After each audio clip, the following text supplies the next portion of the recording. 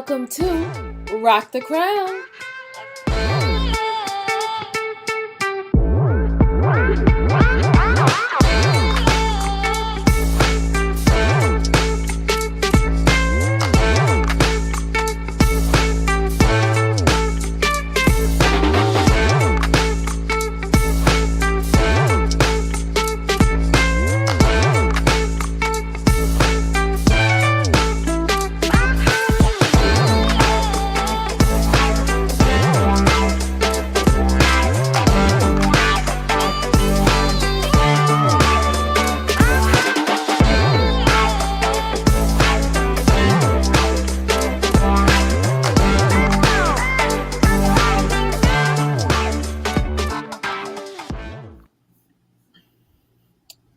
What's up? What's up, Crown Nation? Welcome to Rock the Crown, and this is season 7. We want to welcome everybody. I know that you all have been missing us. We have been missing you. So again, welcome back to Rock the Crown season 7, episode 1. Today we're going to be talking about Islamic scholarship amongst women and where are we now? But we want to remind everyone that during this time today, it's Ramadan. So we want to wish everyone in the audience that is Muslim and those who aren't, who are all engaged in the act of fasting and practicing during this time, Ramadan Mubarak. We also want to acknowledge that as we're moving forward, we have some beautiful messages, hopefully, that you'll see that's coming through this season. We have a little bit of unique situations that we'll be doing this round as also, and trying a little bit of some new styles. So we hope that you'll be enjoying all of those things. But now I'm going to hand it off to Nafisa. Welcome, everyone. I'm so excited to be back. Especially we coming back with season 7 during Ramadan. Yeah. And it's such a blessed time. You know, most people know, of course Muslims know, but those who are not Muslims usually even know a little bit about Ramadan. They know that we don't eat or we don't drink before a certain time. And some know that, you're not supposed to engage in, intimacies with your husband during that time as well. But also it's a time for us to dig more deeper into Islamic knowledge, Islamic scholarship. And so this is why we wanted to bring this focus during this time on women in Islamic scholarship. So we're just excited to bring this conversation to you today. And we hope that this will spur conversation amongst yourselves and maybe give you some enthusiasm. And we're going to give some resources also for you to dig into after you finish listening to our show to increase your scholarship in Islam. I'm excited to get started. Yeah, let's get started. So we're going to go ahead and start off with, we know that scholarship always starts with the foundation. So we want to go ahead and start with the foundation. And Nefertari, you want to start us off with that first foundational scholar in Islam? Yes, so I'm going to talk about Aisha. Of course, most of us know she's a very popular person in Islam. Aisha bint Abu Bakr. She was the Prophet's wife, our beloved Prophet's wife, peace and blessings be upon him, Prophet Muhammad. She's also remembered as a scholar of hadith, and she was an educator and an orator. And so the women of her time, they always went to her with their questions. So she was like one of those very popular people. She was a very intelligent person. She had very good memory too. She created and narrated over 200 hadith, and she was also known as a great interpreter of the Quran. So Aisha, she said that she was very sharp in her judgment, and she was just very excellent all around. And so one of the things about her after the Prophet Muhammad, peace and blessings upon him, passed away was that she continued to teach. She continued to teach, and she had over 200 students. And she was pretty much teaching even Umar ibn Khatib. He was the second Khalifa. He frequently asked her for her advice on different things. And so she was just a very popular person, And so just asking a question now, wanting to go into a question, what are some of the myths that you think women have about Islamic scholarship? We even when we think about the studies between men and women in Islam and our position as women in Islam and some of the myths that people have about women in Islam, because we are very educated, very learned people in Islam, and is definitely encouraged by our men. So I just want to ask the question to you guys. So what are some of the myths that you think women have about Islamic scholarship? Well, I think one of the ones is one of perception in terms of a lot of times we don't even think about women in terms of pursuing knowledge. Even amongst Muslim women, a lot of times we try to. The perception is that women are oppressed in Islam. The perception is, and so even when you come into Islam as a new, as a convert, I guess it might be different if you grow up, but as a convert, when you come in, it's this perception that women are oppressed. And so your first thing that you're thinking about is, what are some verses of the Quran or what are some hadiths that I can, put in my toolkit to make sure nobody's oppressing me, right? That's generally, it's usually a reaction that we usually tend to pursue Islamic knowledge because we feel like we're being oppressed, either, from people. And ignorance in itself is oppressive, right? So that's why we should pursue knowledge. But in actuality, Muslim women are very learned, right? In actuality, that's the myth, but in actuality, the whole one of the main tenets of Islam, and one of the reasons that I converted was the emphasis on knowledge and the pursuit of knowledge and the pursuit of being educated. And being educated is a weapon, okay, that people can use against ignorance and oppression, right? Because you can't get people off your back if you're not informed on how to do that.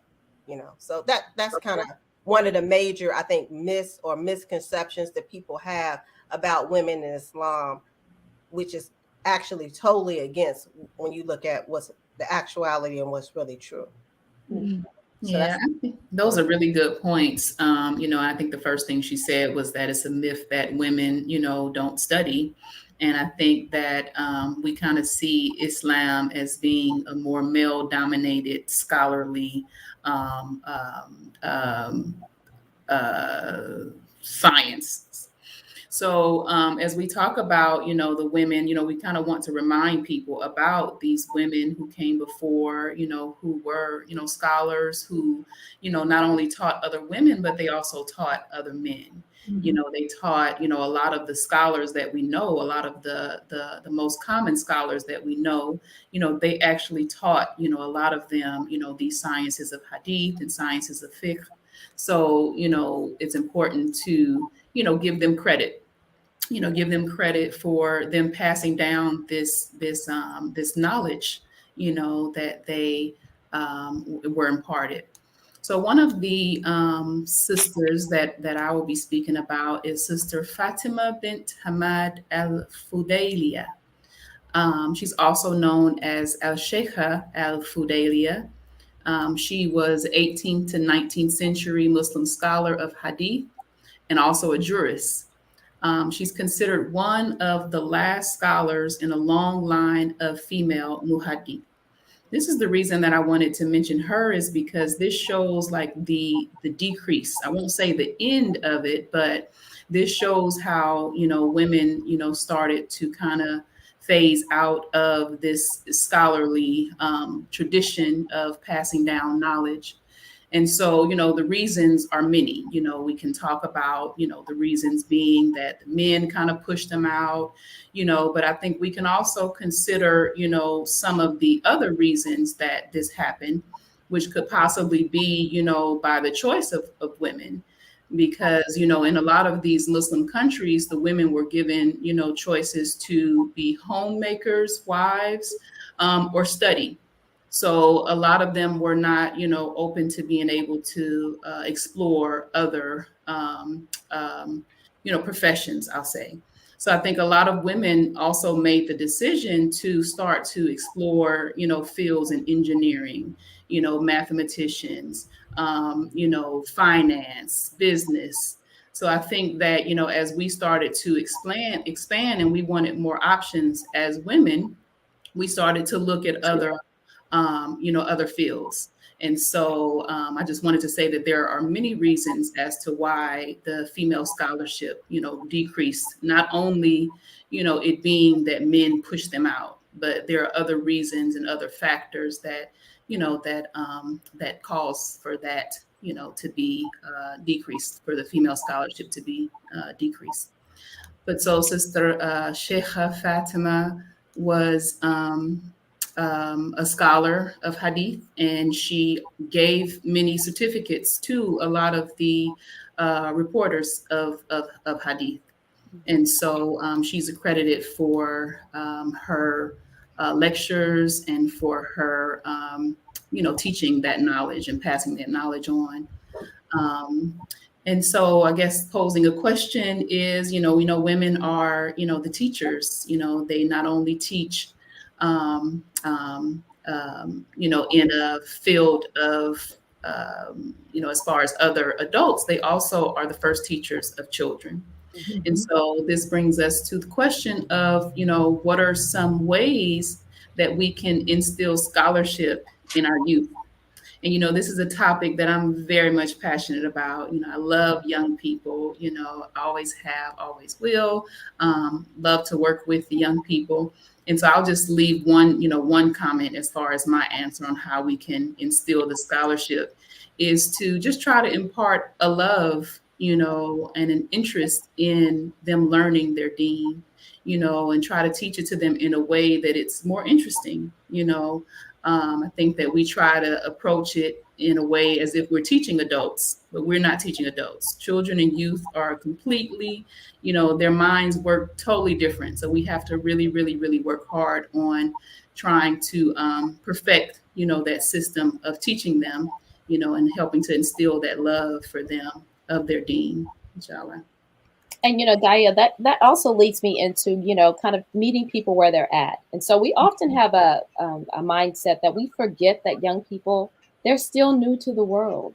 It doesn't matter if they're 10 or 11 or 12, they still don't have an understanding of certain things. And so how we can impart scholarship even in the youth is, again, inviting them with beautiful teachings and preachings.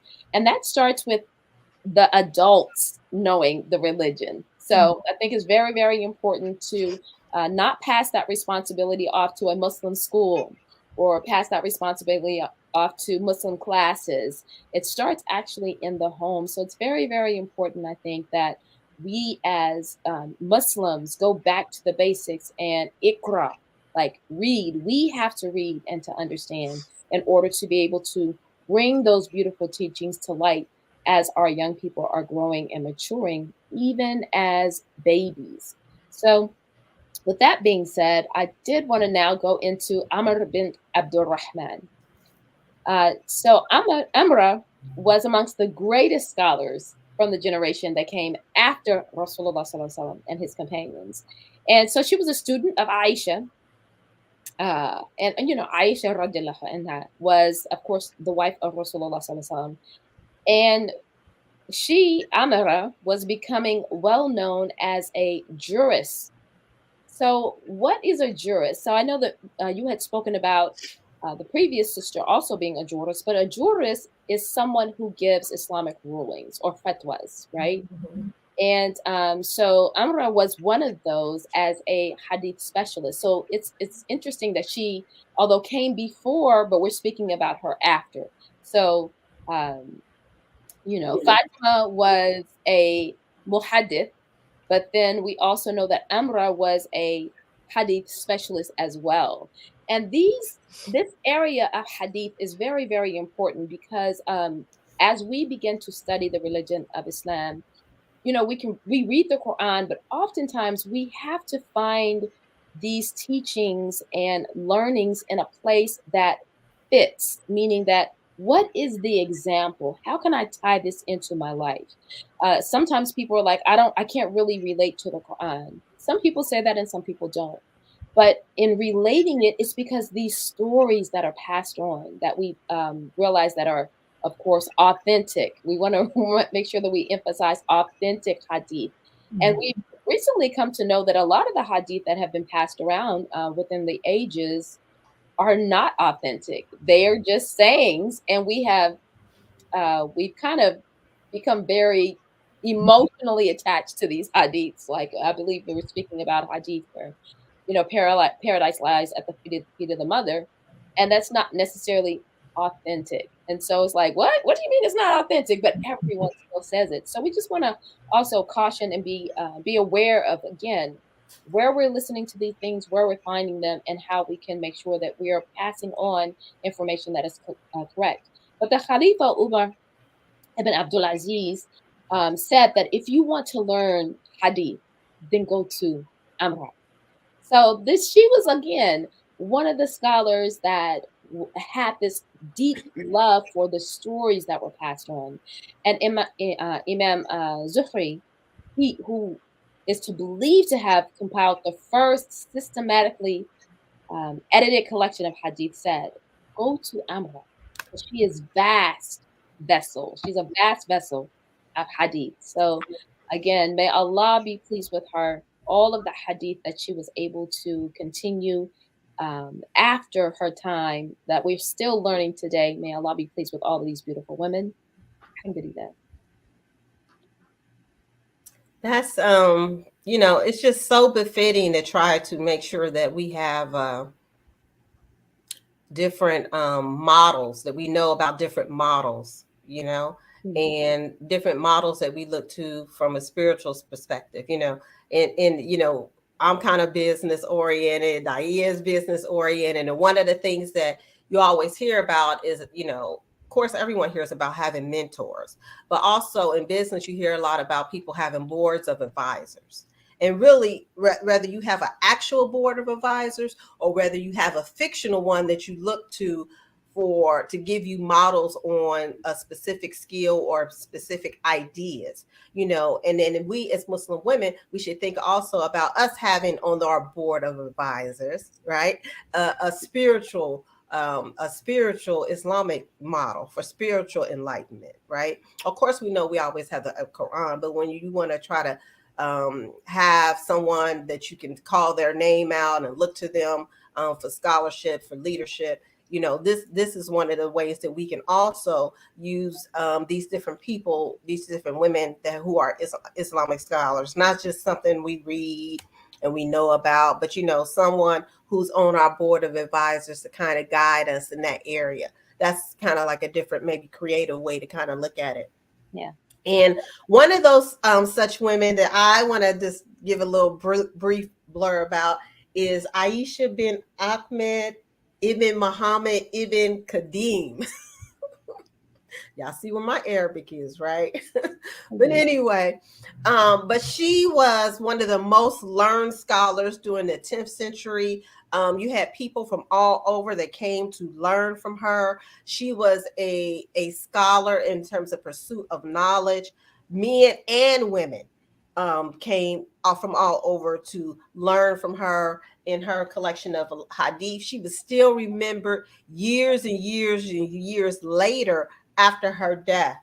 She was particularly she was known for her literary skills. She was a prolific writer. She was a poet. Her eloquence. She was one who spoke a lot. So she was known for giving, elaborate speeches and for being able to really bring enlightenment through her speeches, right, on Quran and other books. So this was she was very, a lot of times we know about Aisha, the prophet's daughter, peace be upon him, but we don't really speak about the other Aisha. Right. So this is someone that, you might want to add. And she was also a collector of books, and people would come from all over to hear her interpretation, her reading, her speeches and books. So this is maybe someone that you might want to, add to your collection. Right. And I just also wanted to make one comment as, Aisha, as Naima was talking, Daia was talking, we were all, everyone's talking about this topic. And a lot of times we focus on the history or just consuming knowledge. but we also want to make sure that as we gain knowledge, that we write, right? Not just be a consumer, but producer of it. Because maybe there were many more, and I'm sure there were women scholars, but we don't know about them because nobody's written about them. Right? Nobody's written about them, right? And they say that, what's the saying that says, only victors write history, right? So sometimes we got to think maybe it's not that there weren't scholars, but maybe there were some that didn't write history, It was getting so good, right? Getting so good. But alhamdulillah, Nafisa probably will come right back and jump back in. But we want to continue to go on. And the question that we now want to ask is, how does woman Islamic scholarship impact women in Islam?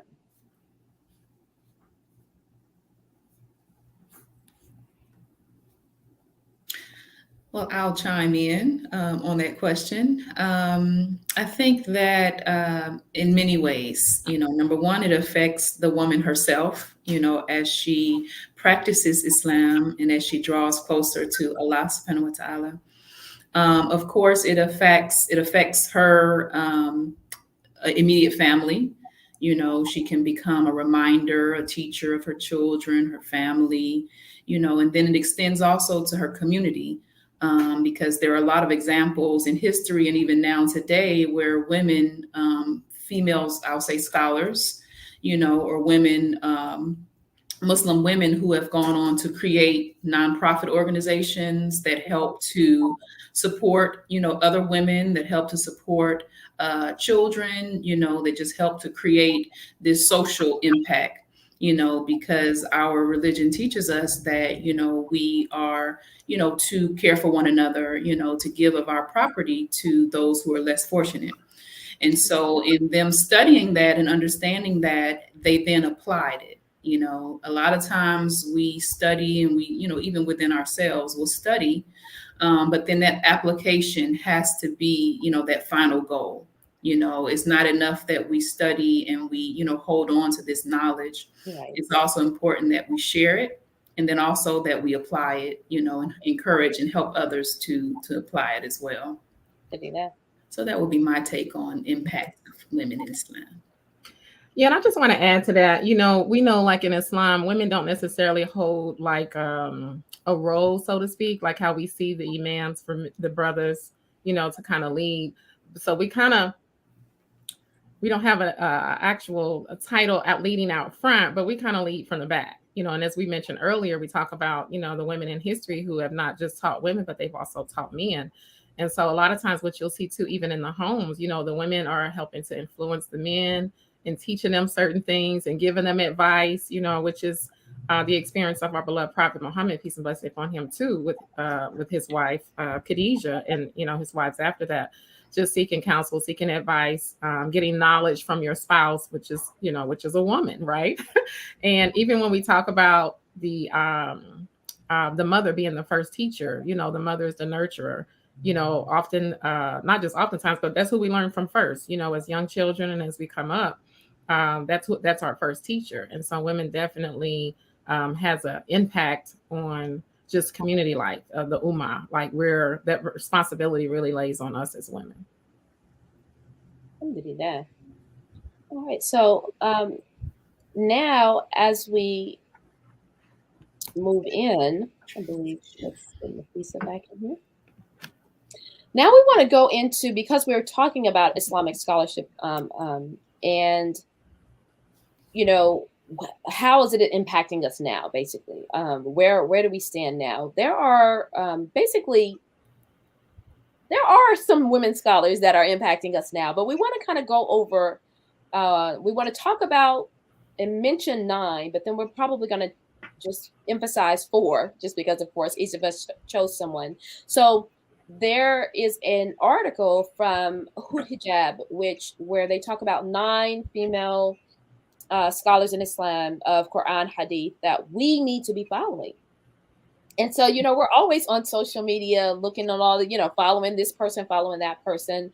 But really, let's start focusing more on following these beautiful women in Islam that really are super diverse backgrounds, and their scholarship are all diverse in terms of like where they came from, how their Islamic scholarship came about, and it's all about their story.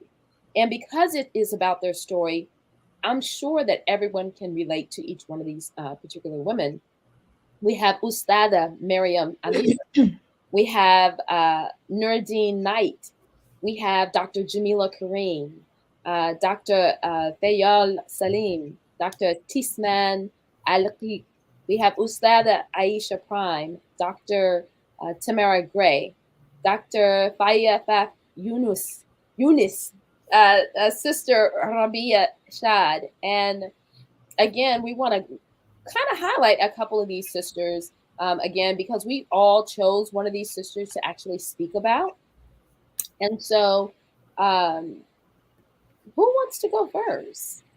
Welcome back, Nafisa. I'll go first. Nuruddin Knight, I want to talk about her. She holds a psychology degree. Her concentration is in helping children and families, and she went to Columbia University. She also has studied traditional Islamic knowledge, including Islamic law and theology and spirituality and prophetic biographies. So she's really very knowledgeable, as an Islamic scholar. She also is she's in the Majlis in the Iman Jordan, and she's the author of 40 Hadith and the 40 Hadith of our mother Aisha. So this is a collection of 40 Hadith that's narrated from our the wife of the Prophet, peace and blessings be upon him, Lady Khadijah. And she's a fellow also from the Yaqeen Institute, as was mentioned earlier. And I know that name might sound very familiar. Knight, she has a pretty large family, and she has some sisters who are actually kind of well known in different areas. Makita Knight, she's a businesswoman, and she's also an Islamic scholar as well. And Nzinga Knight, she's a designer. Most of us may have seen her on TV briefly. And then Nzinga, they're twins, two of them. She's an artist. And so when we talk about Islamic scholarship, you can see like their foundation when I talk about the mother, and how, where we first learned from, their family has definitely been impacted from their mother and their family.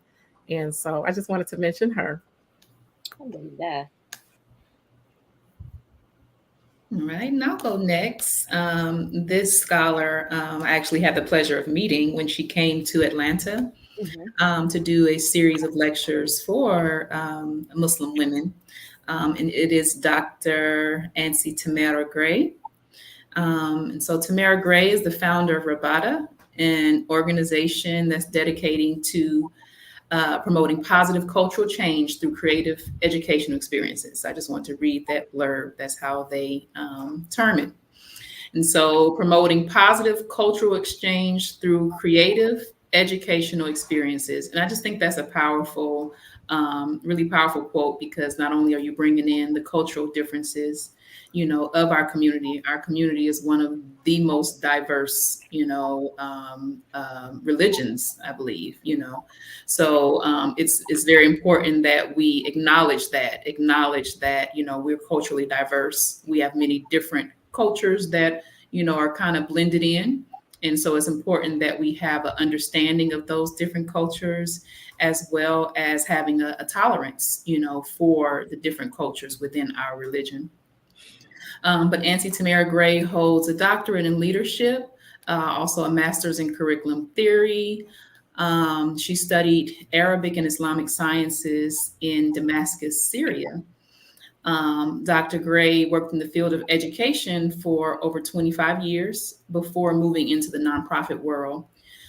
She's now both the executive director of Rabata and is the chief spirituality officer. So she's the Love it. CSO. And I love Okay. On that. that board of directors that Nafisa was Yes, talking about. exactly. And so I think that, bringing this new language, that's what I really liked about this biography. Whoever wrote it was that they brought some new language that we really want to kind of tap into. It needs to become a culture. Once we make, Islamic scholarship a culture, and we start bringing in these terms. Oh, well, she's this chief spirituality officer, and this is a cultural, creative, educational experience. So we kind of start to develop this language, like even our beloved Imam Warfdeen Muhammad. He talked about the importance of language, the language of a people. And so, especially as American Muslims, we need to, develop this culture, and this language, that is based in Islamic knowledge, based in Islamic character. A lot of the scholars, previously, back in the day, the scholars were like our celebrities. If you were able to sit with, Aisha, or, sit with some of these sisters, you were privileged. You were of the privileged few that were able to actually be among these people, and it was because of their knowledge, because of their character, and because of their just great deeds. So of course I will mention, being in the presence of our beloved Prophet Muhammad sallallahu alaihi wasallam. That was, people would just to be able to get a sight and a glimpse of him, and I compare that to the people that we feel about now, is celebrities, it's the Beyoncés, and it's, these rappers and actors, who really, what's their real, what is their contribution to society? But we have these people here who contributed in great ways, because we've already said that Islamic scholarship leads to social services, leads to the improvement and the betterment of people and the betterment of people's lives. So this is what we should be, aspiring to, like Nafisa says, these should be our models, these should be some of our role models, and we follow them and we support them. I know I went off on a little tangent. I'm coming back. So I should get a few extra minutes. But I just wanted to say that we need to really, really support our scholars. It's very hurtful when we see our imams and our scholars, and they're struggling. So we have to make sure that we support their causes. Even like Nafisa said, as far as writing and contributing, like I was on Wikipedia. And Wikipedia did an excellent job of compiling a list of scholars, dating back to like the 6th, 7th century. Mm-hmm. And so we still need to add, because when it comes to the 21st century, none of these sisters' names were on that list. So, we need to contribute. If we know of a sister, hey, Wikipedia, you forgot one. Here's her information. Here's her bio. Here's her picture. Here's her, all of that. So we have to make sure we're contributing, to our story. We have to, add these things so that people will know, exactly what, what the Islamic scholarship looks like today. So that's what I wanted to add to the conversation. Thank you, Okay, so I'm going to go ahead and talk about the beloved Aisha Prime. So Ustada Aisha Prime, she is the director of women's programming at Dar al-Hijra Islamic Center in Virginia, and the DC Women's Conference founder, DC Muslim Women's Conference founder. So she converted to Islam more than 20 years ago after being a youth ambassador in Morocco and Senegal. And it's so interesting, of course, that I chose her, because you know how much I love Morocco. And of course, I have traveled to Senegal. So those are the two places that when I first started basically traveling around the world, those were the two first places that I went to. But there she developed a thirst for knowledge, remembering that she just went there as a youth ambassador. She was not Muslim at this time. She was born, her name actually was Aisha when she was born. So having gone to Senegal, Morocco, her thirst for knowledge crept up. And then she was literally, as you were speaking, Daya, at the feet of some of the top Islamic scholars of our time. And she was not Muslim yet. And so it's like, wow, how impressive is that, that she was able to participate, be around those several circles. And then, of course, she started studying Islam and all of these different things. And of course, she converted to Islam. But she also studied in Cairo, Egypt, some of the scholarly places around the world. Also, she studied there. And then she studied Aqidah, Quran, Hadith, Arabic, jurisprudence, Islamic law, and purification of the heart and other religious related learning. But she has several scholarly licenses. And in Islam is the ijaza. So, hey, you got a license to drive. What other licenses do you have, right? So Istada Yusuf is racking up all of the licenses, and then to work with her, the work that she has, she's basically committed to enjoying the development of Islamic programming, Islamic curriculum, rites of passage programs, for youth and young adults. And I know, Daya, that's one of your passions. And of course, here in Atlanta, Sisters United and Human Service Incorporated has a rites of passage program. We need to get Ustada Aisha down here to help maybe facilitate some of those classes, because of course that would be such a beautiful experience for the young girls. But she's passionate about combining Islamic studies and cultural art, activism, service for the purpose of training leaders to rise above whatever challenges stand in their way. And this is something that also is important. We forget that women in Islam are activists. We forget that Lady Khadija radiallahu anha was an activist in her community. She was the quintessential woman of her time. And because she was in that role, it's like, man, not only does Islamic pursuit of knowledge bring you just knowledge for the sake of it, but it brings about this activism, because of course when you know more, you can do more. So we also want to think about how that also plays the role with our young people and how we can push them into the future by becoming very, very scholarly, how they can make changes. And sometimes it's not going to look like what we formerly thought it would look like, but even amongst young people, if you know that they have they have this big movement, you know, amongst African Americans across the city, and I mean across the United States. But our young people probably are just as active in that because of the pursuits that they want to do. But it doesn't look like they're not looking political, but it is still political. So just kind of coming up with some new ways to get our young people invigorated and um, ready for the future, because I definitely think that we as a culture and as a community have some very, very up and coming young people that we can find some future with, both men and women, young women. Alhamdulillah. So that's Istada Aisha. Yeah, thank you, Naima. I want to talk about our beloved Dr. Jamila Kareem, and she is a native Atlantan. And I wanted to highlight her because I remember when I first came into the religion in Atlanta at Atlanta Masjid of Al Islam. Shout out. Shout out. That's my masjid. Okay, even though I moved to DC, that's still my masjid. But I remember she was still, I think, either in high school or had just graduated high school at that time.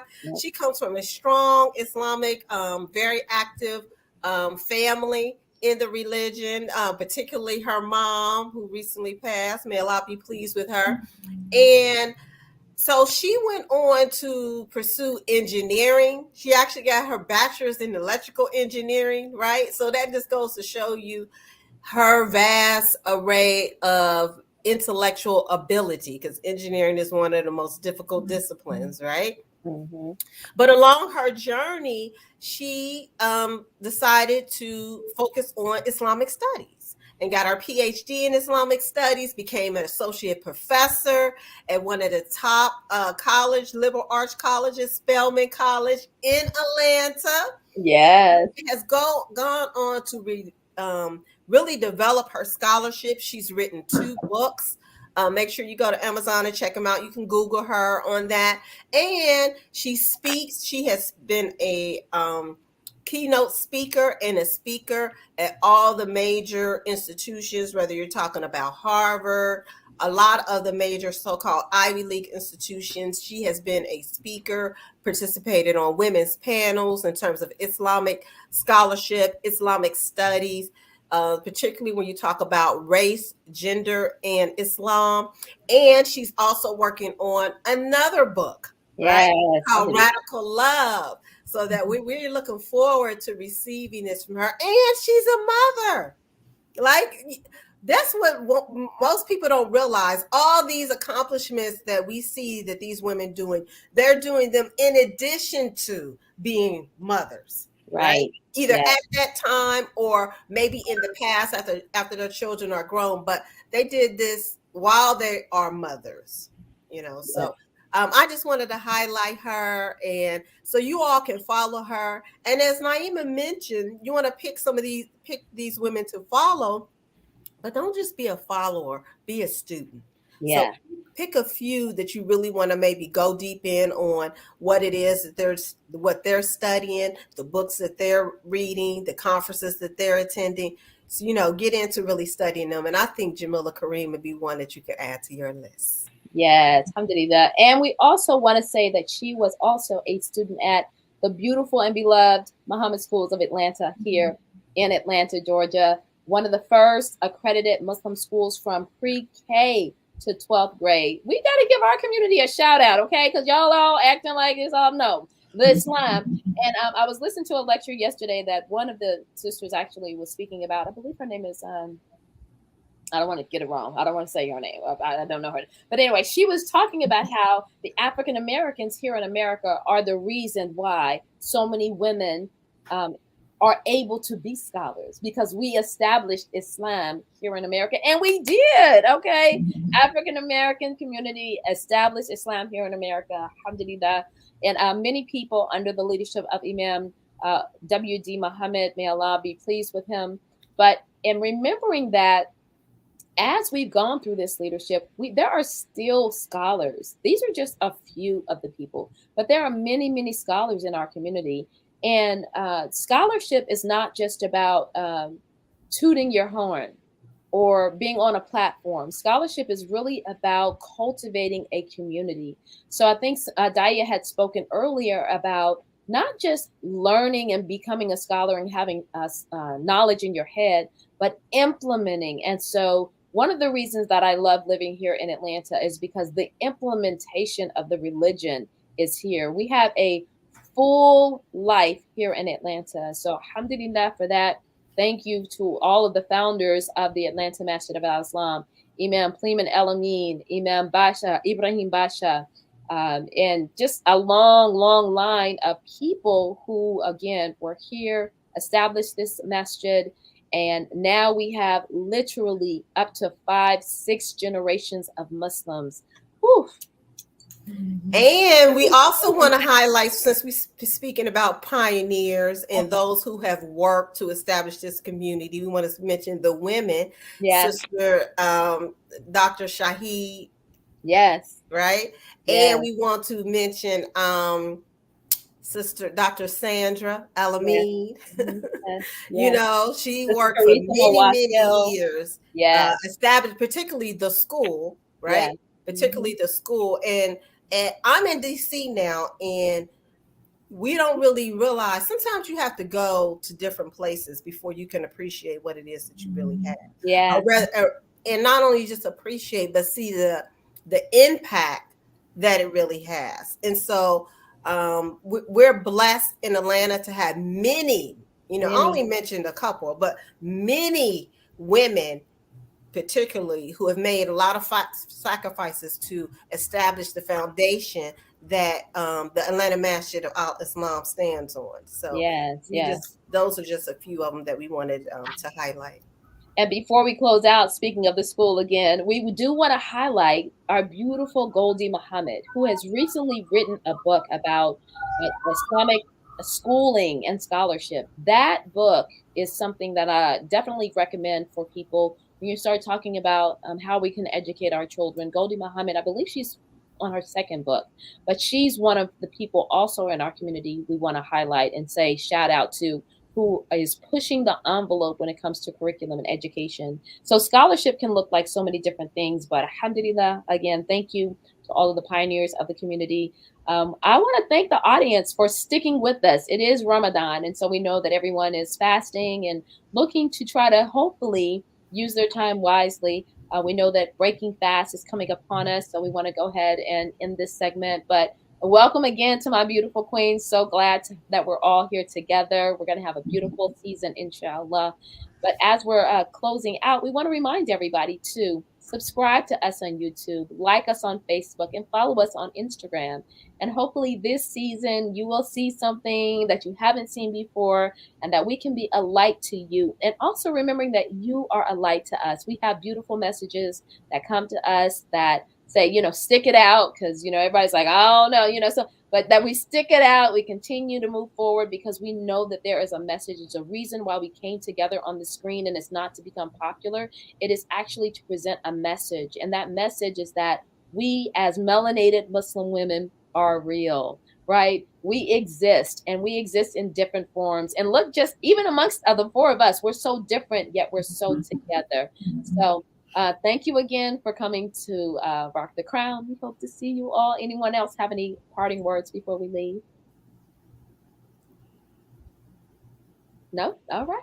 Well, all right, everyone. We'll see you all next week. Be looking out for our next episode coming up. And again, we're still maintaining the Islamic law, Islamic Ramadan spirit. So we will have more Islamic information next week, inshallah. So we hope to see you all then.